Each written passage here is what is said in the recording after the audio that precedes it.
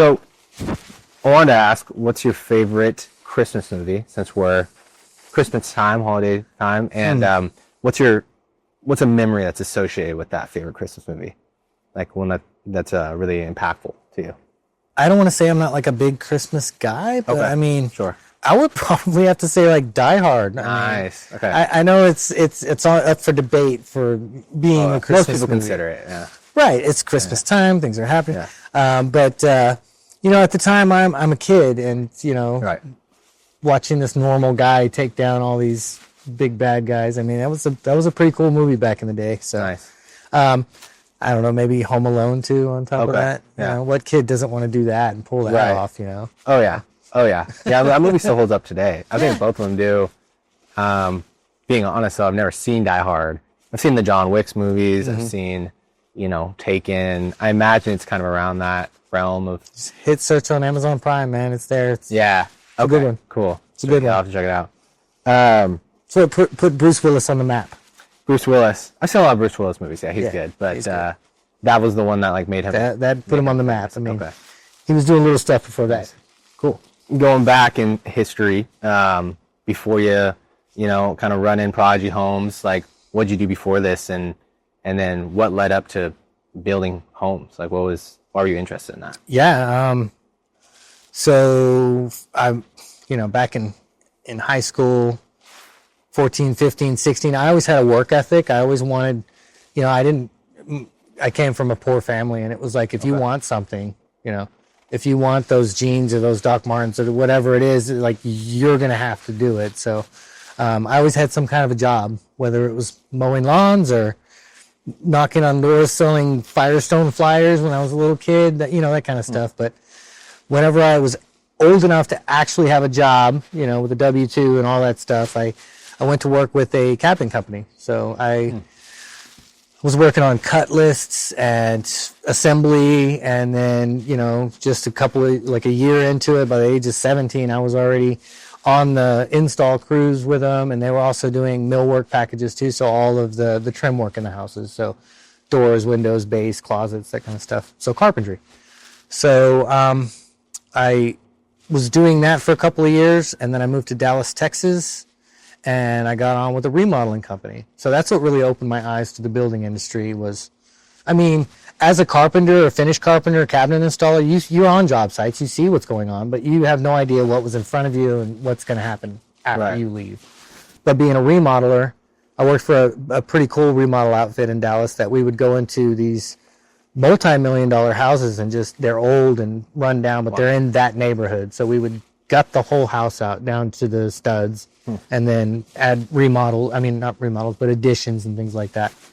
So I got to see not only the before and after that kind of process, but I got to tear it all down and then build it back up. So it was pretty cool. And by the time I was a couple of years into that, by the time I was 19, 20, I was the guy that was on the job that, people showing up to, deliver a siding package or deliver packages or things like that would be like, who's in charge to, sign for this? And, I would sign for it and start scheduling other people behind the scene. Like, we're going to be done at this time. You can go ahead and get in. And so I really kind of got a feel for the scheduling aspect of it at that point and how that works. And at the time in Dallas, all the top 10 builders in the world were there. You had the big guys. One of those big guys, they were the 27th largest builder in the nation. It was Ingle Homes. I took somebody's daughter to soccer practice, a friend of mine, and sitting there, and we get to talking. I'm in a remodel, and he's building for this company, and he's like, "We're looking for people. We really need people. Like, here's the number to the district manager." And so I set up an appointment. Next thing you know, I'm getting hired on at 2 weeks after my 21st birthday. I'm the community construction manager at this building company. And I took to it like a duck to water. I mean, it was great. The sheer aspect of the size and scale of what they were doing is just phenomenal. They had 19 different subdivisions with 23 construction managers. The year I left, we built 850 homes there in the Dallas division alone. In that 1 year? Just Dallas, yeah. Oh, wow. And they were in 7 other states too. So it's amazing. And a lot of people go to construction management school to do what I'm doing, or to do that. But I consider it that I went to the best construction management school that I could possibly go to. Right. And I'm getting paid for it. Yep. There's no student loans. There's no. It's like an apprenticeship almost. Right. Yeah. Exactly. Yeah. So just the sheer efficiency and the speed and just the organization of what they have is amazing. Yeah. It was amazing. And it was evolving too. It's always evolving. This industry is evolving every day. That's one of the hurdles that it has, but yeah, I can imagine. Yeah. Did you see a problem in the custom homes like industry that made you think like I could do this better when you were starting out Prodigy Homes? Absolutely. Okay, and what was that? Well, it's funny that you say with the custom home building, Right.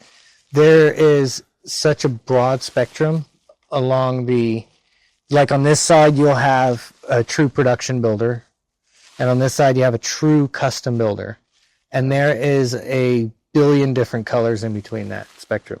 Right. So I'm kind of a little right of the middle. I'm some people say like a semi-custom, or what I like to call a luxury production. So I'm building $1 million homes, but I've got 15 different floor plans. Right. We've got different packages that you can choose from, just 2 that are already kind of pre-picked. Right. That they can pick out all the colors, they can pick out all the styles. So anyway, I'm kind of getting into the weeds on that. But what I'm saying is that there's so many different styles. So what I wanted to do is pick a lane. Yeah. This is what I do. I don't do this and I don't do that. So that true custom builders, those are very hard. It's hard to build any kind of volume in that industry, in the true customs, because and I'm not saying it's a bad thing, but it's just more time consuming, and you make more money on those jobs. They're cost plus jobs on a true custom, where we bid it, or the builder would bid it all the way out to the end, and then tell the customer, well, it's going to be 15 to 20% on top. Whatever it costs along the way, whatever it costs, I'm going to be 15 to 20% on top of what that is. You tell the customer that. Correct. In the very beginning. That's what a true custom home is. And we don't tell them, oh, you go down to Fred's Appliance and get your appliances. Go down to, or pick your appliances, or go down to Great Floors and pick out your flooring. We use these guys. But a true custom is like, it's whatever's out there in the ether. If you like this tile from Zimbabwe, let's put it on a ship and send it over here. So it's very expensive. Do you still do some of those? Mm-mm. Okay. I feel like I have to stay in my lane. If somebody wants a true custom, I mean, it's not like I wouldn't do it, but I would have to be pretty hard up. Like right now I've got 10 projects. I'm going job to job every day. It's like a racetrack around the Tri-Cities. But what we do, and what I found to make it easier on us, is there is, like, our autograph package has these appliances, this stuff, these things. You can go down and pick all your colors and flooring. I mean, there's still probably too much variety there for them to pick out. Right. So what we do is we build it on paper first, all the way through. That way it's budgeted, it's ready to go. We know exactly how much it costs. So if you were the customer, I would say, Noah, here it is. It's a $1.3 million home, and that's what you're going to pay. I'm not going to come to you at the end and go, oh, hey, well, we didn't account for this, or, we only budgeted for this, but you know. That's cool. So no matter what they pick in the customization. Well, they're only going to show them what is in their budget. They're not going to bring them a tile that they can get from Zimbabwe. Yes. Right. And if they do, or if they stare over there on the wall and go, oh, I really like that. So you can go, okay, Mr. and Mrs. Buyer, that's $10 per square foot more than what we got. We've got 400 square feet. Right. That's $4,000 more. Right. So then a change order would be written up, things like that. But we've already got it budgeted out. Yeah. And one thing I knew right away, building upon making it better, what could I do to make it better? Like I was saying, that evolving, the building industry evolving. I've been in it for almost 30 years now. I've been in the construction industry for over 30 years, but in the building industry for 30 years, so I've seen a lot. You know, when I got on, we didn't have the cell phones readily available. We had, you guys ever heard of Nextel? It's like a radio. But all of our subcontractors would have it. You just dial their number and you hit the radio. Walkie-talkie kind of right, style. kind of like that, yeah. You know, back in the day, I would get out of my truck, go into a job, I would make a list, get back in my truck, drive to the office, sit down, start making phone calls on that list. Now, with what we've got, it's amazing. But I've evolved all the way through that. And so we went to the Nextel.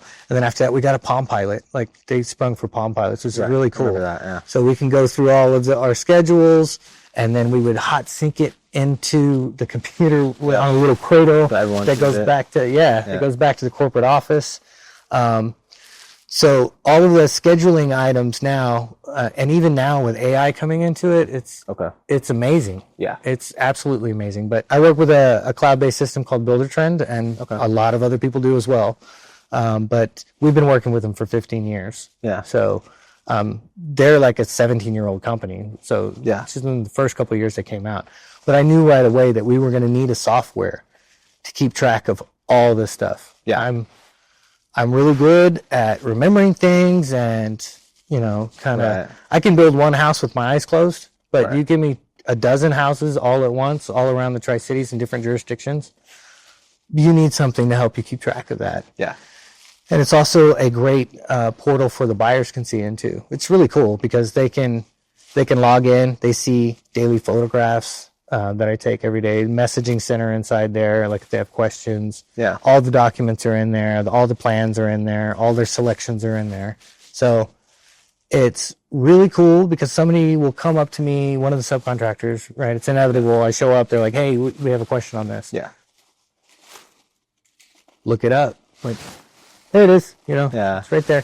I'm not trying to remember everything, Right. which really gets that stress off. Because there's nothing more stressful than thinking about something you probably missed or could have missed, or what am I missing? Yeah, right? it's an awful feeling when you at your house and there's like you walk and you're like, I know there's something I'm forgetting. It's that feeling. You're doing something. And then you leave not doing it if you don't remember. And then later you remember and you're like, oh, dude, I can't believe I forgot that. Right. Or, there's been times where we've gone to Spokane or we've left Spokane or left Ellensburg or something and forgotten to do something we were supposed to do there. Like, you know, we were already doing this thing, so we were going to do this thing or pick this thing up. And then it ends up being another trip out there. And like, that's not fun. So. Yep. Or you all pack up for vacation, you leave the house, you're in the Uber or whatever, and you're like, yeah, forgot that one thing. Yeah. Stuff like that. So to answer your question, it's technology and systems. Yeah, that's cool. So automation. If you set these things up, which it's a lot of legwork at the beginning, because it's not just some, like, you can't just say, like, you know, hey, ChatGPT, you know, set me up a build system. I mean, it doesn't work like that. You know, it's basically just a blank slate. So you as the builder would have to enter in all your subcontractors, basically your template, your algorithm, your you know, your recipe, so to speak, on your schedule, because everybody can do things a little differently on their schedule. But with this system, you can link things. So let's say I show up to a job and the lumber package didn't show up when it was supposed to, due to weather or the truck broke down or whatever the case may be. I can say, okay, I changed that delivery date to tomorrow, and it automatically notifies the framer, changes their schedule, notifies them, notifies the plumber behind them, the HVAC behind them. Oh, wow. Yeah, so it notifies them. Okay. And it has a little confirmation check mark. So, you know, when they get it, if you were one of my trades, you would get this notification. You go, okay, hit the check mark, confirm, and it would let me know right away. Like, got it. Really nice. Yeah. Gets everyone streamlined on the same page. So hard to do nowadays. Yeah. Communication is key. Could you tell me, like, do you have any cool stories about the very beginning that you can remember when you started the company of maybe what that looked like, you know, and even now looking back, do any of those stories kind of motivate you to keep on going? Yeah. So we all remember the crash of '08, right? You guys, were you around the crash? Yeah. Right? I mean, Yeah, we were younger. We were younger. Yeah, My yeah. parents remember for sure. Yeah, I think everybody who's in this industry has at least heard of '08, you know, what it did to the housing market. Now, all the subcontractors, you know, it was super hard on them, you know, obviously, but as far as the building industry, like home builders, they just did face plants. So I started Prodigy Homes in 2007. Oh, wow. Dang. Which is great. You know, the big builder that I was talking about, Ingle Homes, they were the 27th. Actually, about 2 years before I left, they merged with Newmark Homes, which got bought out or acquired by TOUSA, Technical Olympic USA. So they became the 11th largest builder in the nation after these mergers and everything. Okay. A lot of the builders kind of they didn't make it, you know, through that acquisition. This was way before '08. But they didn't kind of make it through there. But they were the big builders. They got hit the hardest because they're sitting on so much land and so much. We call it in the industry dirt pregnant. I mean, you got so much dirt that you can't get rid of. You can't get rid of lots. Yeah. So The heater's trying its best. So you can unload a house. Like you can put rock bottom. You can this is what I paid for it or what it cost to build, and you can get rid of that. But nobody's buying dirt at the time. So they got all this dirt and all these, you know, 20, 30 subdivisions in one city, and they got, you know, they're spread out over the whole nation. So they just went belly up, like a lot of them. But it was just me and my wife. Yeah. We already had our house. I had another company too, JW Contracting. I was doing trim work at the time as well. That was your 9 to 5 per se. Correct. While you're starting up Prodigy Homes? Yeah, Okay. yeah.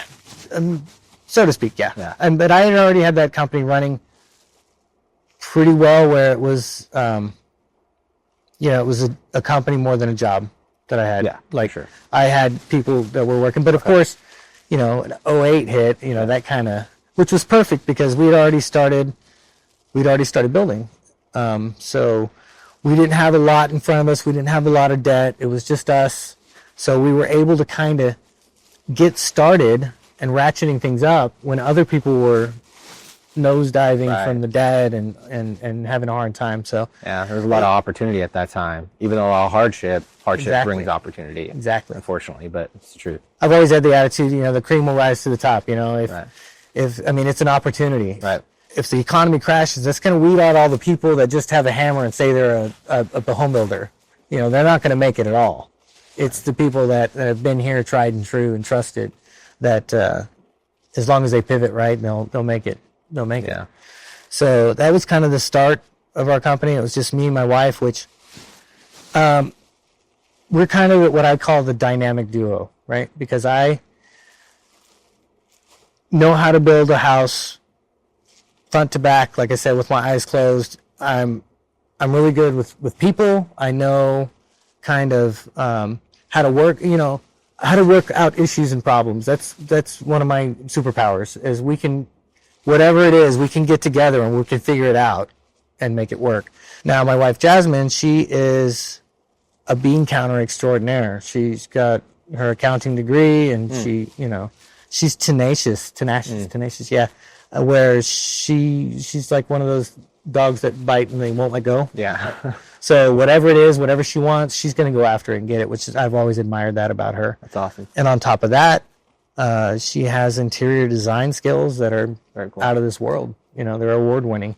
So with those two things, she knows how to design a house, to furnish it, to put all of the stuff in place so she can build it on paper perfectly and then just hand it straight out to the field, and then we can build it efficiently, like super cool, super great. So us two together starting off, that was it. It was just us two. We got to the point where, I mean, now we have 10 employees, you know, accounts payable, warranty manager.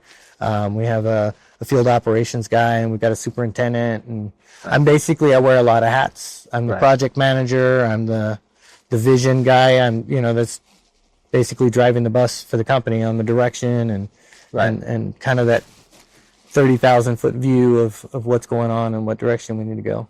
Nice. So getting started was fun. I mean, it sounds crazy starting in 2007, but I think it was perfect timing for us. Good. Yeah. Good. From the get-go, when you guys were married, was your wife always like, whatever you're going to do, I'm just going to do what you do? Or was she doing her own job and kind of career, and you were doing your business? Yeah. Or actually, she was doing her own thing, but I mean, she was, a teller at a bank and, doing this other stuff. And I mean, she wasn't doing anything major with her accounting degree or anything, but I'm the one that kind of pulled her in, like, no, I need you to do this so we can do this, So even when I was doing JW contracting, she was doing the books for that, doing all the invoicing and payroll, stuff like that. Cool. So, I mean, it's really cool. So to answer your question, yeah, I kind of pulled her in. And ever since, you've just been that duo. And she's always been it's cool because she's appreciative of, she's like, you always saw something in me I didn't see in myself. And I'm like, yeah, I did. Cool. Yeah, man. It's a gift. Is there any metrics that you personally watch, or maybe even part of your team watch every week, that tells you that your business is healthy and it's growing? The answer to that is yes and no. It's not just weekly, and it's not just a certain amount of metrics. It's the building industry. It's a little fickle. It's a little funny. From the high view, I'm looking at monthly. How many closings do we have that month? And if we do all our legwork in the beginning properly, if we budget it properly, like I said, we already know what that nut is going to be for each job, right? Because we put all the legwork in the beginning of budgeting it properly. And anything above and beyond that, I mean, people do want change orders, and they come in and say, oh, hey, we would like X, we would like Y. And we just tell them how much it would be. But knowing that, with that information, if I know that I've got this house and this house closing, it's really easy for me to turn around and go, okay, we're making X amount in January, right? Because I know that these closings are coming in January. So the big thing that I'm looking at weekly is how smooth are the jobs rolling, how many, if they've gone off track, why and how much. Like, if there was a mistake made, we are in the accountability business too. So we hire subcontractors to come out and do a job. Like, if I were to hire you guys to come out and put up some railing, if that railing was all cattywampus and the thing fell off, I'm not going to pay for that, right? I'm going to call you up and go, hey, something went wrong. I know that's never going to go wrong like that, but this is an example. All right. So it's an accountability business. So if something does go sideways, I have to put on my inspector hat and figure out why it went sideways and who's paying for that. I mean, everybody makes mistakes. We make mistakes too. So is it hundreds of dollars in mistakes, thousands of dollars in mistakes, tens of thousands of dollars in mistakes? So those are the things I'm looking at on the weekly or the daily. I walk all of our job sites, every house, every room, every day. So knowing that and popping your head in and seeing and talking to people, okay, things are going smooth. Things are on schedule. Things are ahead of schedule. Things may be a day behind schedule. Why is that the case? Make a few phone calls, that kind of thing. So the metrics I'm looking at is how smooth the jobs are rolling, and with that cloud-based system I was telling you about, it's color-coded outlook on the schedule. You see the outlook, and you'll see who's there that day. So it's really easy to show up. First thing I do is pop out my phone. Who's supposed to be here? Right. Are they here? Are they here? Yeah. So people, place, thing. It's PPT. It's the right people at the right place doing the right thing. Do you have that? Because if that's the case, you're golden. Yeah, we need to write that down. Good, PPT. PPT. People, place, thing. Going back to mistakes, do you have an example of the most expensive mistake you or your team has ever made? And then what did you learn from that experience? Well, I got to preface it by saying that every mistake is just an opportunity. It's a learning lesson. Right. Yeah. It's to learn a lesson. What's the saying? I love the saying. It's, mistakes are the price of tuition. So the only thing you don't want to do is pay it twice. Yeah. Right? So mistakes, they're going to be made. And what I've learned is, it's my company, buck stops here kind of thing. I mean, blame is just, it does nobody any good. I've always, if I made a mistake, I've always, as long as you own up to it, and it's all in how you fix it. Everybody makes mistakes.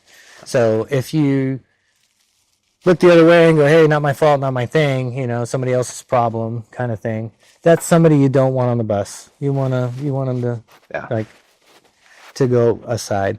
But I got to say, one of the most terrifying moments of my building career, and this wasn't with Prodigy Homes, this is with Ingle Homes. Okay. Pulled up to a job site, and there's probably 2-inch thick, deep water coming from underneath the garage door. And it's just like a waterfall down the driveway, and it's heading. When you pull up to the job site. Yeah. When I pull up to the house, it's a finished house, by the way. Wow. Like we're in the stage of we're getting ready for a buyer orientation walkthrough. Wow. And I remember thinking, my heart stopped. I remember thinking, that's not good, right? Yeah. So I go inside, and it's up to my ankle in the house, finished house. Open the door, and it's not just like coming from the kitchen into the garage and out. It's through the whole house. So the back left-hand corner of the house. So the garage is in the front right. So the back left-hand corner's got the master bathroom in it, or I should say the primary bathroom now. So all I hear is this jetting water. I go in there, and sure enough, inside the cabinet, there's just the copper, the 1/2-inch copper line just coming out of the cabinet in the back, and it's just cut. It's just shooting water, and it had been doing that all night. Wow. So that was a crazy moment. So what had happened was the countertop guy the countertop. It was we haven't used these in such a long time. The cultured marble, it's basically super hard plastic, right? But it's cultured. It looks like marble. Had a big scratch in it. So one of the items on the list for them to take care of on my walkthrough list was to change the countertop. Right. So guy comes in, he shuts off the water outside at the meter. Yeah. Turns off the water, puts a little sign that says don't turn the water on in there. Goes in there, just snips the line, takes the top. He doesn't get with anybody, a plumber to cap it off or none of that, right? He just snips the line, takes the top off. And this was like after hours he did that. Well, the next, that evening, no, it wasn't after hours. That evening or afternoon, the landscapers came out to do their sprinkler lines. And there's no irrigation water down there. It's all off the main water line. So the guy, he couldn't speak English. He had no idea what the sign said. Couldn't read it. So he just opened it up. And I think that piece of paper had even like fallen off to the side. Yeah. So he just turns the water on, does his thing, and leaves for the day. So, I didn't need to go inside. No, he's the irrigation guy. He's Right. the landscaping guy. So this was just to the sprinklers.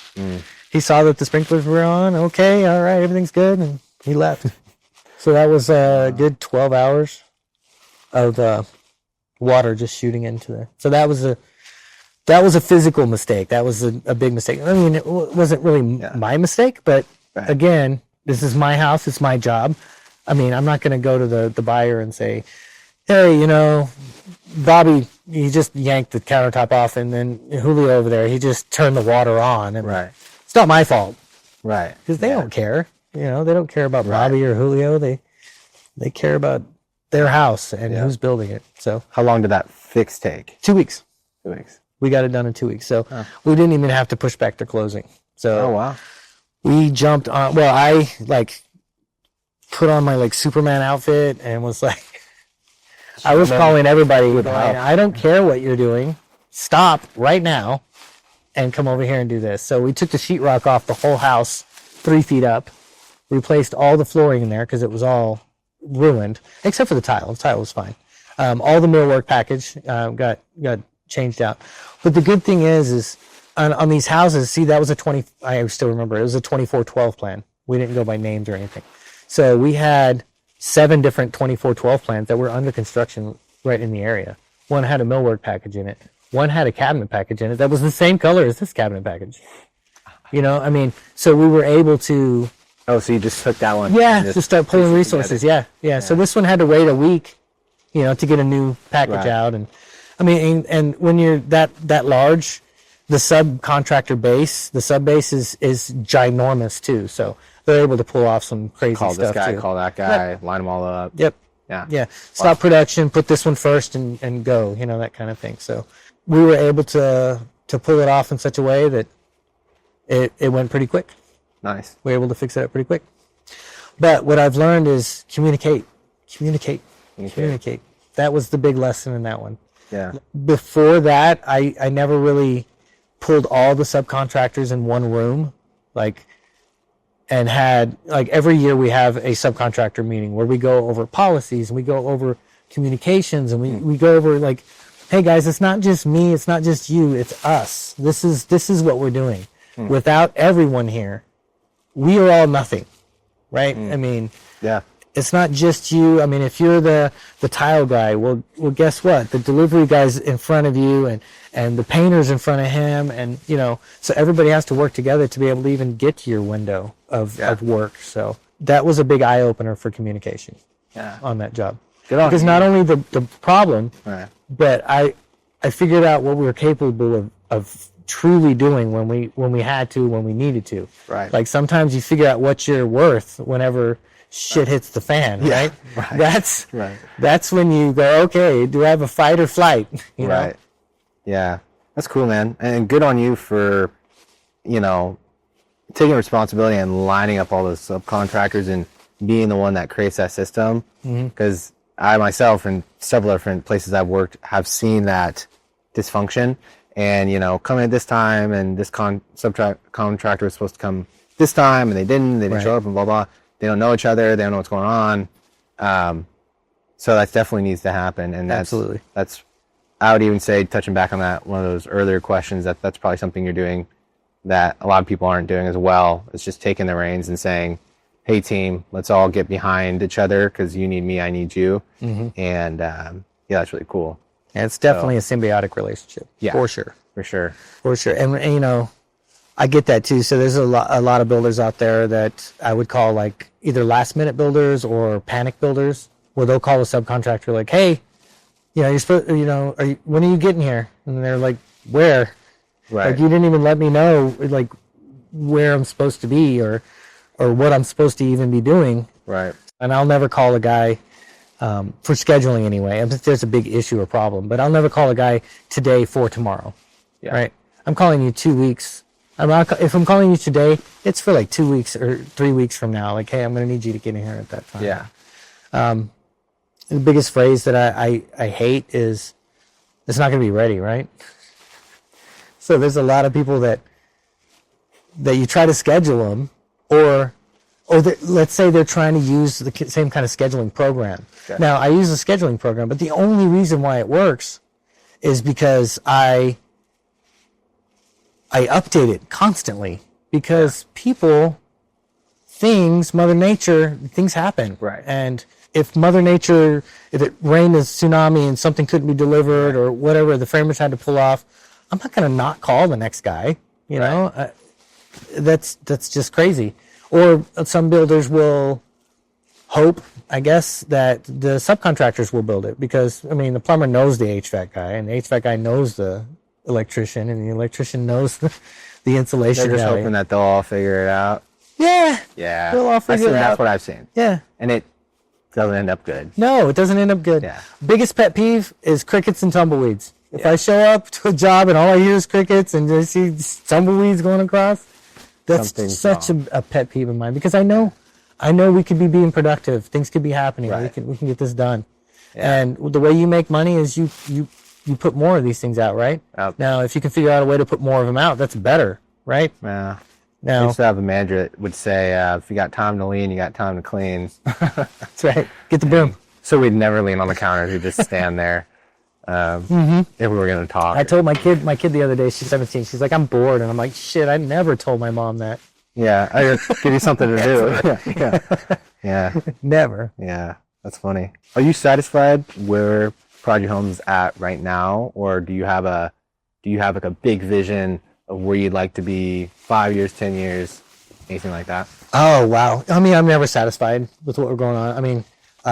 If anything, we can always get better. There's always a better way. My way right now is the best way I know how. But if you were to show me a better way, that's my new way. That's the way I'm doing it. So I'm constantly looking for that. Yeah. Better, easier, faster way. Now, is Prodigy Homes doing great? I think Prodigy Homes is doing great. My vision is always to be the best. I've seen what the biggest do, and it's just, that's a giant machine. And right. I don't need to be the biggest, yeah. But I definitely do want to be the best. So yeah, I like that. We've gotten, because biggest doesn't always mean best. Correct. You might have the most money or revenue, but we all know like the really big, say maybe not in contracting, but like Amazon or I don't know. I think they're evil.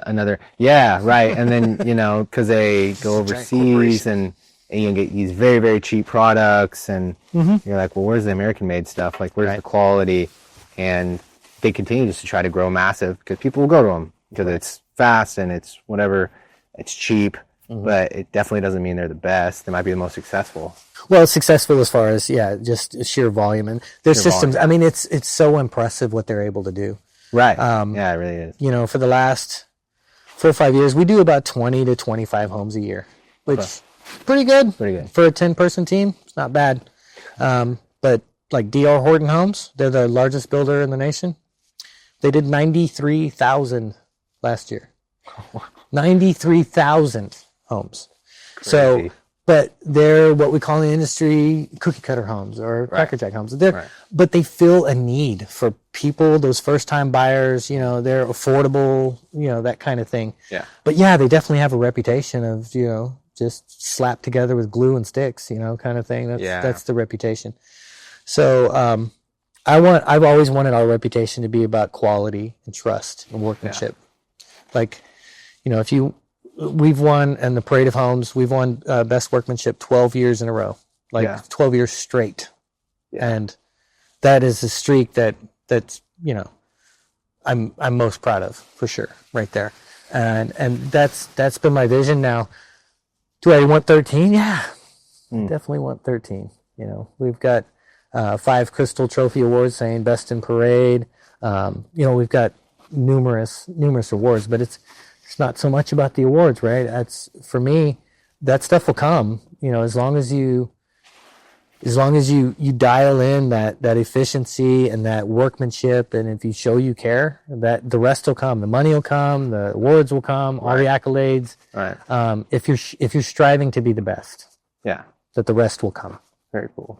How do they judge for those awards you just mentioned, the best workmanship? Yeah. How do they judge that each year? I've been a judge a couple of times. I've done Yakima, I've done Boise. So they get outside builders that are from other, home builders associations and stuff like that. They'll pull them in. So, and they don't just grab any builder off the street. Like, I'm the president of the Home Builders Association here and stuff like that. So they get good quality builders and even people from the BIAW, the Building Industry Association of Washington. Okay. Their president of the BIAW has been a judge here in the Tri-Cities. Cool. So basically a jury of our peers, right? It will come in 4, 5, 6 guys or girls and things. Yeah. So they'll go through and they'll judge, like, I think there's 9 categories, There's best curb appeal, best home design, best interior decorating, best landscaping. I mean, so it just kind of goes down the list. Yeah. So, and it's a blind judging, so we're not allowed to have our signs out and stuff like that. Right. So they're just seeing each house, and then they get to judging each house. So, it's cool.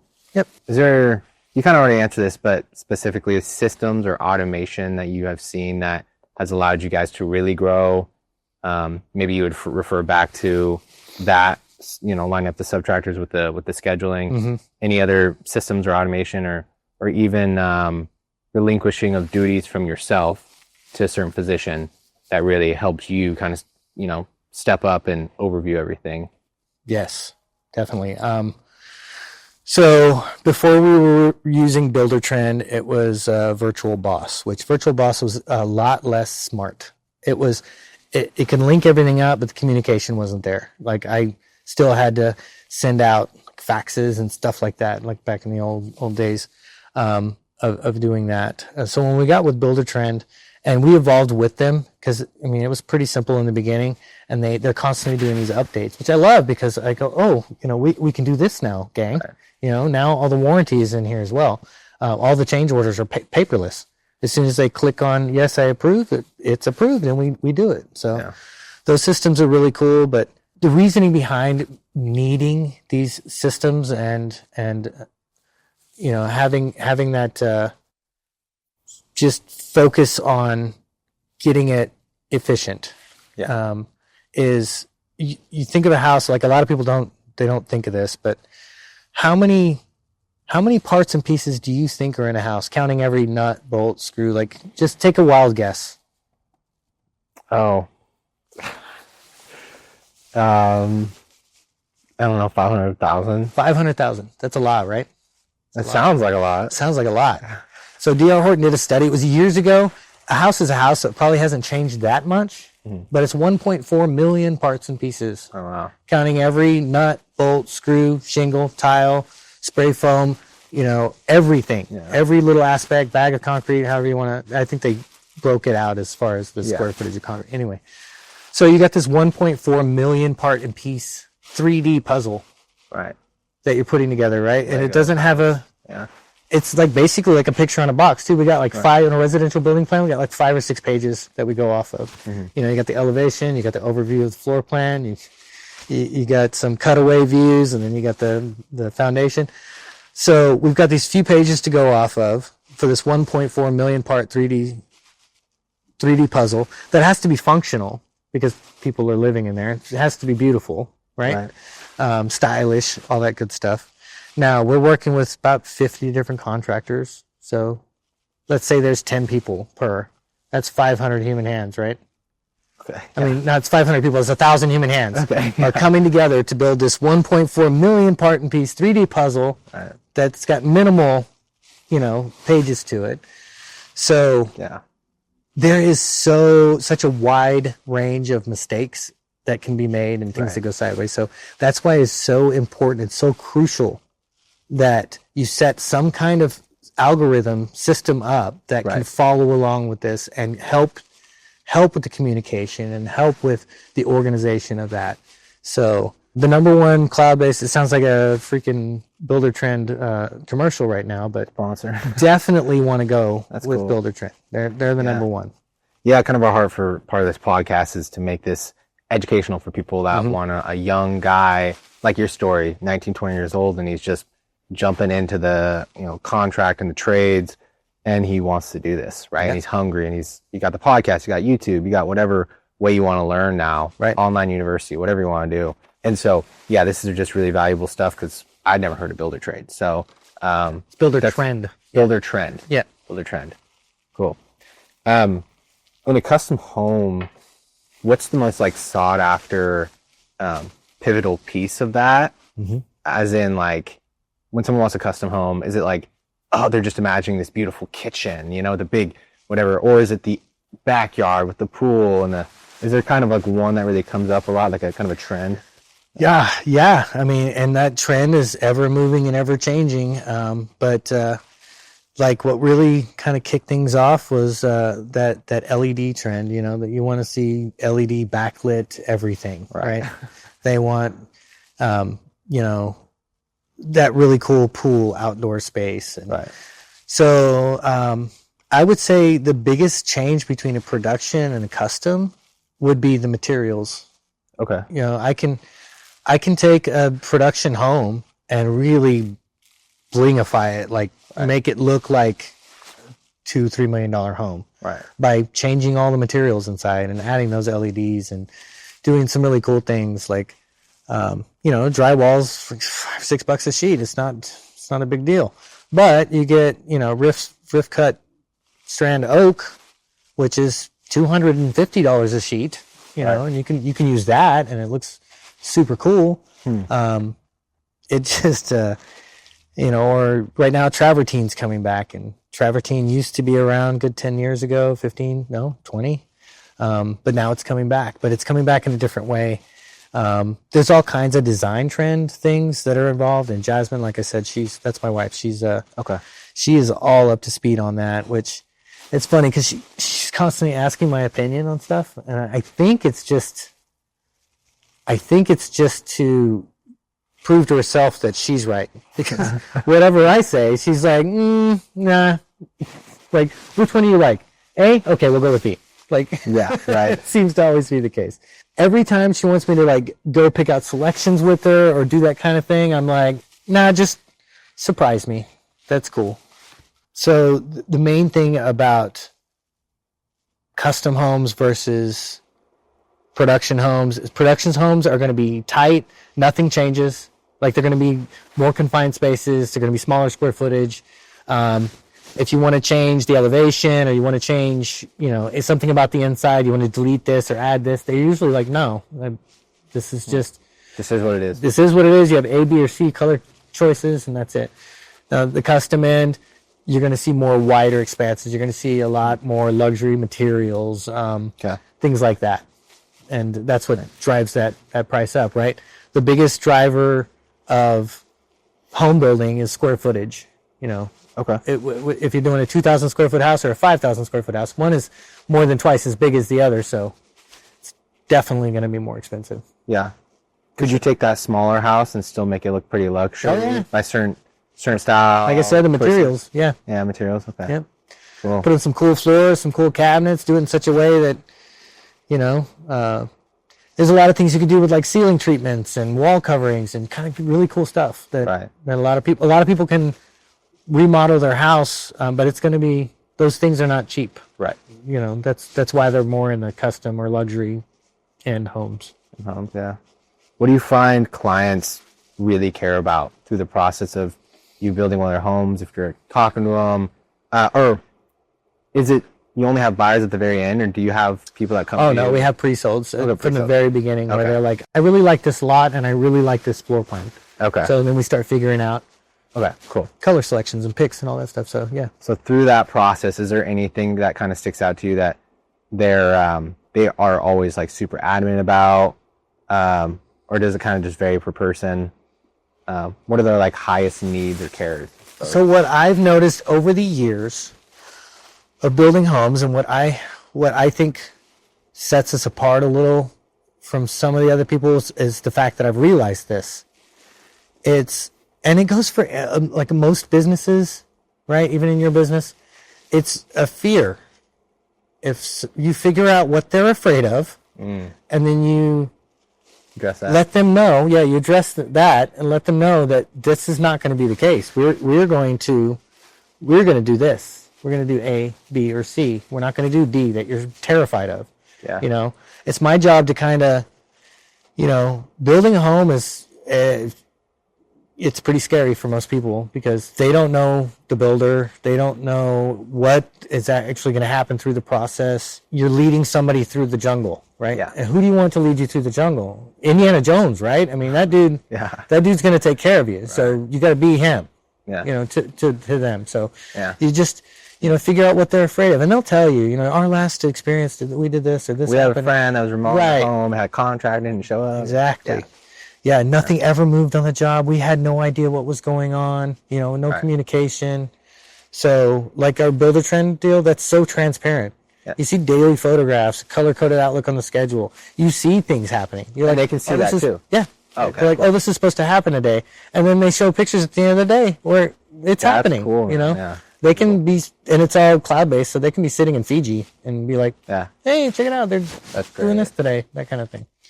So that would be my answer there, is just addressing their fears. I mean, you're like, what are they mainly afraid of? I mean, it really depends on the person. Yeah. Like some people, they're like really into windows and they want to make sure, because they had some window problems in the last house or whatever the case may be, where they want to make sure they got the proper windows and then they have the proper argon filled, and they're really technically into it because they're afraid of it. Right. So, and that goes across the board. Yeah. Do you feel like word of mouth is kind of your best marketing in your business, or is there like a specific kind of marketing that you found brings you the best clients and like the most reliable business? The word of mouth is absolutely great. It's definitely not like the top of the list. Sure. So like every year we have, and you'll find very few builders will do this. we have a client appreciation night where we invite our clients and we have a dinner and wine, and I've heard about that. 60, 70 people show up and we have a good time, play games, give away prizes and stuff like that. Fun. Yeah. Cool. Most builders are not going to do that. Most builders are going to more or less avoid their past clients. No news is good news type of thing. Or, best case scenario, they say best case scenario is I never see you again. Which, is a good thing because obviously your house is great and you never see the builder, but I definitely don't have that attitude. Sounds kind of standoffish or like mean. Like, well, aren't we supposed to have some kind of like relationship? Like, bingo. Are your clients from like 5, 6, 7 years ago still able to come to those? That's awesome. Oh, yeah. They never Super miss. cool. They love it. They love it. Yeah, we've had clients from 10, 12, 13 years ago. Wow. So, but that being said, the word of mouth it's great because you want people touting your name and saying that. But who I really, as a builder, what you want to do is have that pristine name, have that good name with people that are selling the homes. So here in the Tri-Cities in the Northwest, that's real estate agents. Yeah. So I'll set up appointments with Coldwell Banker, with Redder and Company, with all these different ones, and go in there and have a new construction class. Like, who wants to know how to communicate with a builder for new construction? And me sitting in front of 50 different agents that are in there. And usually the managing broker will say, yeah, we're going to have it on this day, which is right after our company meeting. So they're like all there because he wants to have somebody come in and talk to the agents, because a lot of agents, they've never sold a new construction home. Right. They're out there just selling the homes that are on the market that people are putting up for sale. So, and because it's a different animal. It's a great idea. Yeah, it's a great idea. So they all know, and I always tell them at the end, of course you're going to bring your clients to different builders, and you're not going to just bring them to one. But I think you're doing them a disservice if you don't at least come and talk to me. Yeah. Like, save me for last if you want. Yeah. That way they can talk to all these other people. Right. And I even give them a list. Here's the questions you should ask to that builder when you're interviewing them. Yeah. Give them a lot of free value. Exactly. And they see you. Again, it comes back to relationship and communication. And like, this guy's great. A lot of free value. And like he's saying, I can go to other people, but like, why would I? Right. If he's the one that's taking care of me, he's teaching me, he's nice, all these things. Right. Yeah. Well, I just want to be in the best position to earn their business. Right. Right. And I think that's it. I think as far as sales go, if you have that reputation with the real estate agents here in town, especially, and there's quite a few, but there's a select few that are top producers that are selling a lot of new construction homes. Real estate companies or like specific Both. agents? Okay. Yeah. So real estate companies, and then they have the select few within each one that really, they shine as far as new construction goes. They're not afraid of it. Most people are afraid of it and they don't want to get in, and that's why I'll go to these different ones and talk to them about new construction. Why do you think that is? Why do you think they're... Fear. Like I said, their fear will hold you from a lot of things, won't it? Because it's not talked about in the real estate industry, really? For new construction? Yeah. Oh, as far as like selling? Do you have any inkling they just don't know the process, and they don't know how it's going to go, and they're afraid of it because it can go in the dirt fast. Like if you get some fly-by-night shyster type of builder, which they're out there, man. That's why it's hard to get a great reputation in the building industry.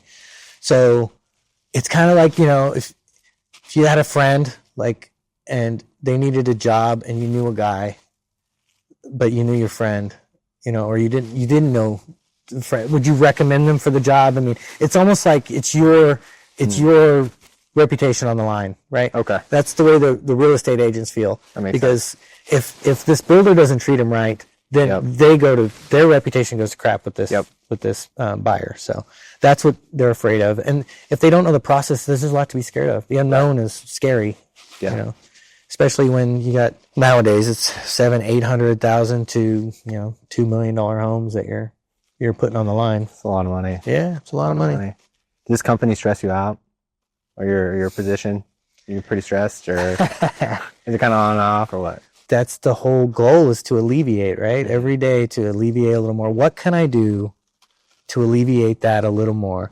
So the team I set in place, the team I've worked hard to build, the company I've worked hard to build, getting all of the systems set up, every little thing that we can do is just to try to alleviate that stress. But yeah, for sure. I mean, it's a stressful business. Like right now, I spent my morning out at a job site that it was just sitting, waiting for an inspector. Now, that inspector, is he going to pass and give me the C of O so my homeowners can close by the end of the year? Because it's the final closing of the year, right? Yeah. They're not open tomorrow or Thursday, so I got today and I got Friday.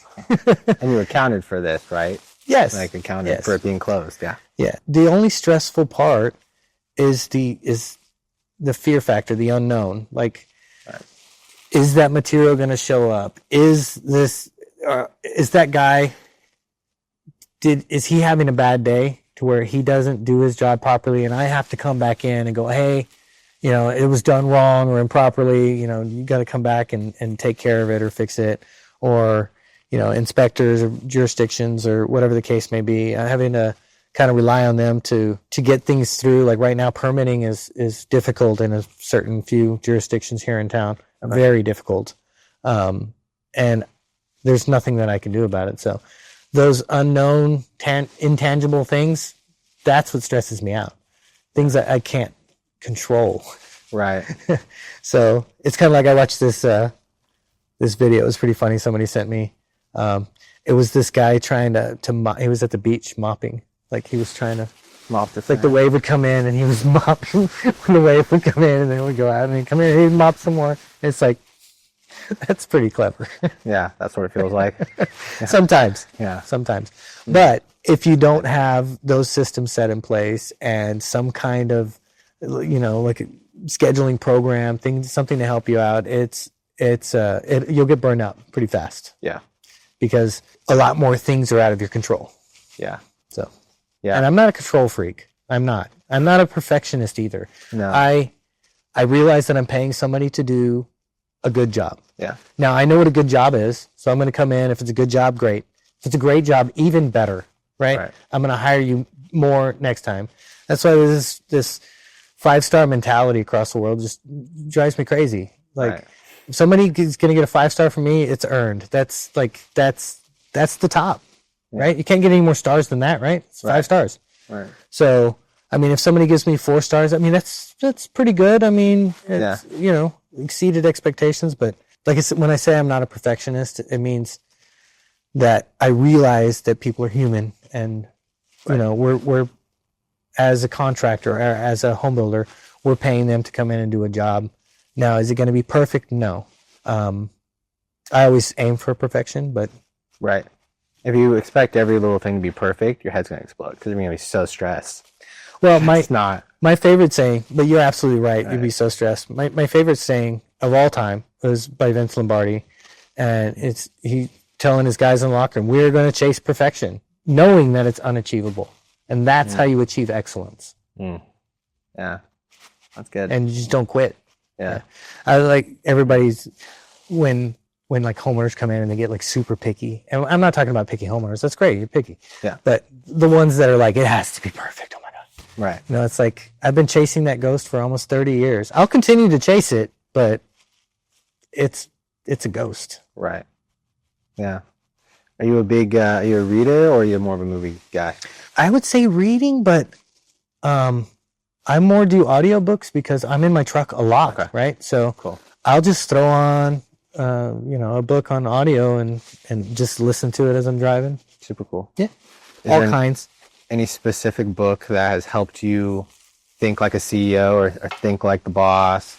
How to Make Friends and Influence People. How to Make Friends by Dale Carnegie. Influence people. Okay. Yep. That one, it just shows you what people are and what people are like. Mm. And it's not saying to be manipulative. It's just saying that people, they think about themselves. They're pretty selfish, and here's what you can do to coexist and make it in this world with people that are out there like that. So yeah, that's a great book. Okay, that's a great book. Yeah, I had someone tell me one time that people get stage fright when they are presenting or doing whatever, and this person said that most people are thinking about themselves like 95% of the time, and so if you're walking down the street or you're doing a presentation, you think like, what are they thinking about me and this and that, blah, blah, blah. It's like chances are they're thinking about their lunch. They're thinking about how they did their job today. They're thinking about their significant other. They're thinking about whatever, a million other problems. Yep. They're probably not even thinking about you. If they are, it's a quick thought. It's in and it's out. Right. And so that can relieve a lot of stress. But it's also good to know, so that like especially when you're serving someone in an industry, a job, whatever it may be, you really want to cater to someone's pain points, and you want to cater to someone, you want to serve them. And that means making it about them. Absolutely. And then they feel cared for, they feel loved for, or loved. That's cool. Nothing more sweeter in someone's ear than their own name. Yeah. Yeah, that's true. That is absolutely true. Yeah. Huh. If there was like one big piece of advice you could give your younger self at the very beginning, before you even built your first home for this company back in 2007, what would that piece of advice be? Knowing everything you know now. That's a good question. Be flexible. Bend. Don't break. Be very flexible. Because you can break pretty easily. You can there's so many things that can go sideways that it'll drive you crazy. So just realize that people are people, and bend, don't break. And it's not like I ever have broke, but I wish that I started implementing that theory instead of figuring it out over 20 years, implementing it early. So as I'm mentoring like my superintendent, I'm getting a lot of this into him. Yeah. And in some things I tell him too, like, this may not even make sense to you right now, but trust me, like, this is going to help you in the long run. So that would definitely be a big piece of advice for the younger me. And also that there is no finish line. There's not a finish line. So don't just rest on your laurels. Don't just, hey, we made it, or, there's just keep moving forward, keep navigating through it, whatever's going on, just keep moving forward. That's the biggest thing. Like, young people these days, when I make it, I'm gonna, so what does that even mean? Right. What do you consider success, right? Am I successful in what I've done? Hell yeah. But am I successful in what I want to do? No. There's a lot of things that I'm still yet to achieve. That's awesome. Yeah, I think even, man, just hearing your story and your organization, like how organized and scheduled, that's the thing that's really impacted me the most of everything we just talked about. Oh, we just scratched the surface too. Just scratched the surface. I'd love to hear more. But I think that's just really good to know, especially just me and Sean, me getting to be with Sean in this whole process of him building out this business. And he loves this kind of stuff. Like, he's always loved this kind of stuff. He feels like this is his kind of calling, and so being able to be in the in and outs, learned our lessons, right? And some things you just have to learn the hard way. Like, you have to learn how to be flexible. You have to pay that tuition. Yeah, you're paying that tuition, and like, I like that. Don't pay it twice. Yeah. So that's really cool. So if you want to tell everyone listening here where they can find you, website, phone number, socials, you can go ahead and take a second and do that. So you can find us at homesbyprodigy.com. Full interactive website on there. You can also find us on Facebook, Instagram, TikTok, YouTube. We put out a lot of YouTube videos too, which is kind of cool. And the YouTube videos that we do are more, they're more educational. So I'll tell you about a foundation, or I'll tell you about an installation job, things like that. So you can find us there. And to everyone listening, do us a huge favor, subscribe to the YouTube channel, give us a great rating, and we'll see you next time on the Sojourn podcast. See you later.